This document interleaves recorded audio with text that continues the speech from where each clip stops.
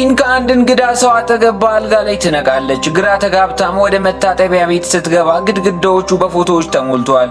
ፎቶዎቹም እሷንና ያንኑ ሰው አብረው ያሳያሉ። በእጇ ላይ የጋብቻ ቀለበትም እንዳለ ትረዳለች። ቤን የተባለው ባለቤቷም የሚከተሉትን እውነታዎች ይነግራታል።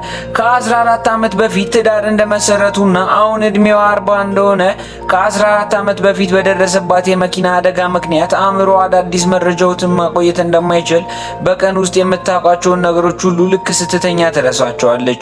ጠዋት ስትነቃ አሁንም የ20 ወጣት እንደሆነች ነው የሚሰማት። ሚስጥራዊው ስልክና ዶክተር ናሻ።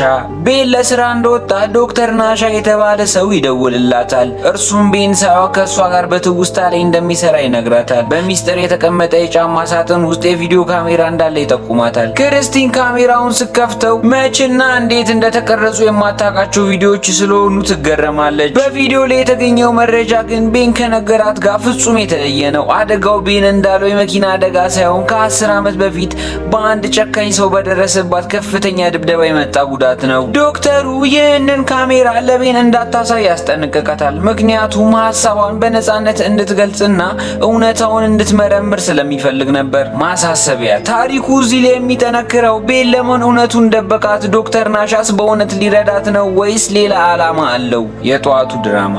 ቤን ወደ ክፍል ሲመጣ ክርስቲን ካሜራዋን በቶሎ ደብቃ የተኛች ትመስላለች። በሚቀጥለው ቀን ጠዋት ልክ እንደ ትላንቱ ሁሉ ቤን ስለ ማንነቷና ስለ ትዳራቸው ይነግራታል። ክርስቲን ግን ቀኑን ሙሉ ምን እንደምትሰራ ማወቅ ባለመቻሏ በራሷ ተስፋ ትቆርጣለች። ክርስቲን ከዶክተሩ ጋር ሆና የራሷን ቪዲዮ ስትመለከት አንድ ጥያቄ ይፈጠርባታል። ቤን ስለ መኪና አደጋዋ ከዋሸኝ ሌላ ምን የዋሸኝ ነገር ይኖር ይሆን በማለት ራሷን ትጠይቃለች። ዶክተር ናሻ እውነቱን ለማውጣት ክርስቲንን ጥቃት ወደ ደረሰባት ቦታ ኢንዱስትሪ መንደር ይወስዳታል። በወቅቱ ያገኛት ዘበኛ የሚከተለውን አስደንጋጭ መረጃ ይሰጣቸዋል። ክርስቲን ከወደቀችበት ስትገኝ ራቁቷን ነበረች። በደምና በግርፋትም ተሸፍና ነበር። ነገር ግን ክርስቲን ምንም አይነት ትውስታ አልነበራትም። ክህደት ነው ወይስ ፍቅር? ዶክተሩ አደጋው በደረሰበት አካባቢ ብዙ ሆቴሎች እንዳሉና ክርስቲን በወቅቱ ከሌላ ሰው ጋር ግንኙነት አድርጋ ሊሆን እንደሚችል ይጠራጠራል። ክርስቲን ግን እኔ ባሌን እክዳለሁ ብላ ማመን ይከብዳታል። ክርስቲን ገላዋን እየታጠበች እያለ ቤን አብሯት ገብቶ መሳሳም ሲጀምሩ በአእምሯ ውስጥ የአንድ ሰው ምስል ድንገት ይከሰታል። መንጋጋው ላይ ጠባሳ ያለበት ሰው። ያንኑ ምሽት ክርስቲን ስለ ሆቴሉ ክፍልና ስለ ጥቃቱ አስፈሪ ህልም ታያለች። ክሌር ማናት? ዶክተር ናሻ የክርስቲንን አእምሮ በምስሎች ሲፈትን ክሌር ለተባለች ሴት አእምሮዋ ከፍተኛ ምላሽ ይሰጣል። ክርስቲን ግን ክሌር ማን እንደሆነች አታውቅም ነበር። ክርስቲን ምሽት ላይ ቤንን ስለ ክሌር ስትጠይቀው የሚከተለው ምላሽ ይሰጣታል። መጀመሪያ አላውቃትም ያላት ቢሆንም በኋላ ግን አዎ ጓደኛሽ ነበረች፣ ግን ያንቺን ሁኔታ ስታይ ርቃሽ ሄዳለች በማለት ይመልስላታል። ራሱን ለመከላከልም ፎቶዎቹን ደብቆ ያቆየው እሷን ላለመጉዳት እንደሆነ ይነግራታል። ጥያቄው ግን ቤን መጀመሪያ አላውቃትም ብሎ ለምን ዋሸ? ጠባሳስ ያለበት ሰው ማን ነው? የጥርጣሬው መጥለቅ። ክርስቲን ቤን ክሌርን ለምን እንደደበቃት መጠራጠር ትጀምራለች። በቪዲዮ መዝገቧ ላይም ቤንን አትመኙ የሚል መልእክት ታስቀምጣለች። ቤን ግን እሷ የለጠፈቻቸውን ፎቶዎች በሙሉ በመንቀል ሊደብቅባት ይሞክራል። የጠፋው ልጅ። ክርስቲን የድሮ ፎቶዎችን ስትበረብር አንድ አስደንጋጭ ነገር ታስታውሳለች። እርጉዝ እንደነበረች ሆዷን ስትመለከት የወሊድ ምልክት ስትሬች ማርክስ ታያለች። ቤንን ስትጠይቀው እውነቱን ያምናል። አዳም የተባለ ልጅ እንደነበራቸው፣ ልጃቸው በ9 ዓመቱ በህመም እንደሞተ ይነግራታል። ክርስቲንም በየቀኑ ጠዋት ስትነቃ የልጇን ሞት እንደ አዲስ እየሰማች ታለቅሳለች። ለቤን የቆየ ሐዘን ቢሆንም ለእኔ ግን በየቀኑ አዲስ ነው ስትል በቪዲዮ ትመዘግባለች። ምስኪኗ ክርስቲንም በህልሟ አንድ ሆቴል ውስጥ ማይክ የሚል ስም ያለበት ማስታወሻና መንጋጋው ላይ ጠባሳ ያለበትን ሰው ታያለች። ይህ ሰው አጥቂዋ እንደሆነም ትጠራጠራለች። የዶክተሩ ሚስጥር። ክርስቲን ከዶክተር ናሻ ጋር በመኪና ውስጥ እያለች ያጠቃት ሰው ስም ማይክ እንደሆነ ስትነግረው ዶክተሩ ሊያጽናናት ሲሞክር ክርስቲን አንድ በጣም አስደንጋጭ ነገር ታያለች። የዶክተሩ ስም ማይክ እንደሆነ ትረዳለች። በዚያው ቅጽበትም ዶክተሩ ሆቴል ውስጥ ሲደበድባት የነበረው ትውስታ ድንገት ብልጭ ይላል። በድንጋጤ ተውጣም ከዶክተሩ መኪና ውስጥ ወርዳ መሮጥ ትጀምራለች። ትጀምራለች። ዶክተሩ በእውነት ሊረዳት የፈለገ ባለሙያ ነው ወይስ አጥቂዋ ነው? ምንድነው ነገሩ? ታሪኩ እዚህ ላይ ነው በጣም የሚያደናገረው። ዶክተር ናሻ በእርግጥ አጥቂዋ ነው ወይስ ስሙ መመሳሰሉ ክርስቲንን አሳሳታት?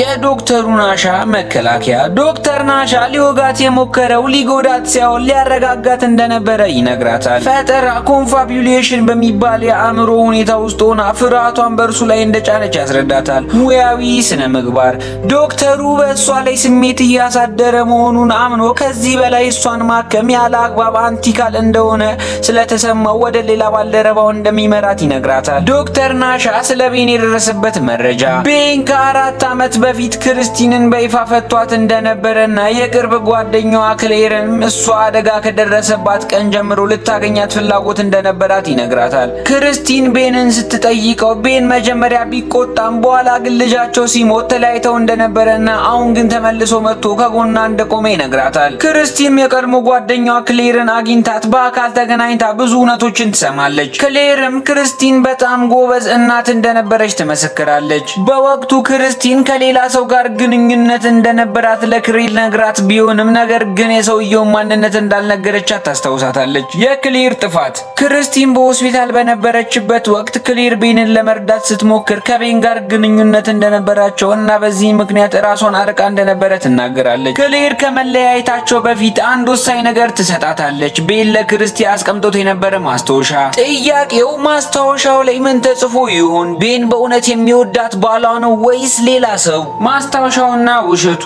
ክሌር የሰጠቻት ማስታወሻ ቤን ክርስቲንን ለምን እንደለቀቃት ያብራራል። ማስታወሻው ላይ ቤን ልጃቸው አዳምና እናቷን በዚህ ሁኔታ ማየቱ ስላሳዘነው እሷን ጥሎ ለመሄድ እንደተገደደ ይገልጻል። ክርስቲን ይህንን ካነበበች በኋላ ለቤን የፍቅር ቪዲዮ ትቀዳለች። ሆኖም በቪዲዮ ላይ እውነቱን ሁሉ እንደምትናገር ትገልጻለች።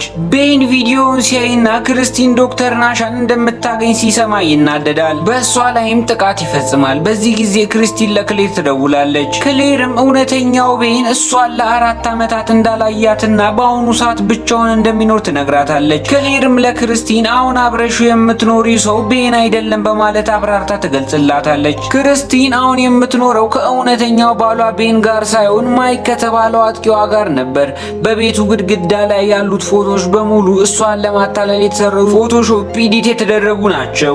በሆቴሉ የነበረው እውነት ማይክ ክርስቲንን ወደዚያ የሆቴል ክፍል ይወስዳታል። ጥቃቱ የደረሰባትም እዚያ እንደሆነ እንድታስታውስ ይፈልጋል። እሷም ማይክ ያጠቃት ሰው መሆኑን ታስታውሳለች። ሲያጠቃት የነበረው ሰው አሁን ከእሷ ጋር የሚኖረው ባሏ እንደሆነ ሲገለጥላት ሁኔታው እጅግ አሰቃቂ ይሆንባታል። እሺ እውነተኛው ቤን የት ነው? ማይክ ክርስቲንን ያጠቃት በወቅቱ እሷን ስለወደዳትና እሷ ግን እምቢ ስላለችው ነበር። አሁን ደግሞ የትውስታ ማጣቷን ተጠቅሞ እንደ ባሏ በመምሰል ከእርሷ ጋር አብሮ ይኖራል።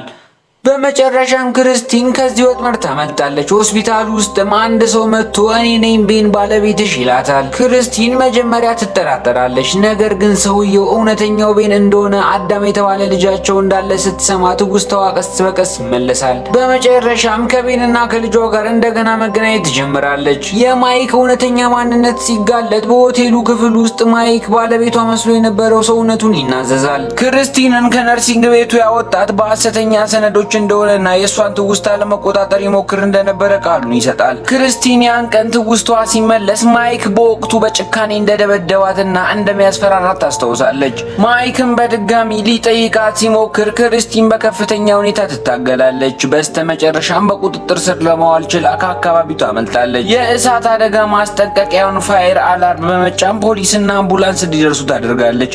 ማይክ ለፈጸመው ወንጀል ረጅም ዓመት እስር ይጠብቀዋል። ክርስቲን ሆስፒታል ስትገባ ዶክተር ናሻ እንደ ባለሙያ ሳይሆን እንደ ወዳጅ ከጎኗ ይቆማል። ክርስቲን ከረጅም መከራ በኋላ እውነተኛ ማንነቷን፣ ቤተሰቧን መልሳ ታገኛለች። ይህ ታሪክ የሰው ልጅ የአእምሮ ድክመትና በተቃራኒው ደግሞ የፍቅርን ጥንካሬ የሚያሳይ አስደናቂ ታሪክ ነው። ለቤተሰባዊነቱ ሰብስክራይብ ማድረግ እንዳይረሱ። ለድጋፉ ላይክ ያርጉ። ቢኑ ሪካፕ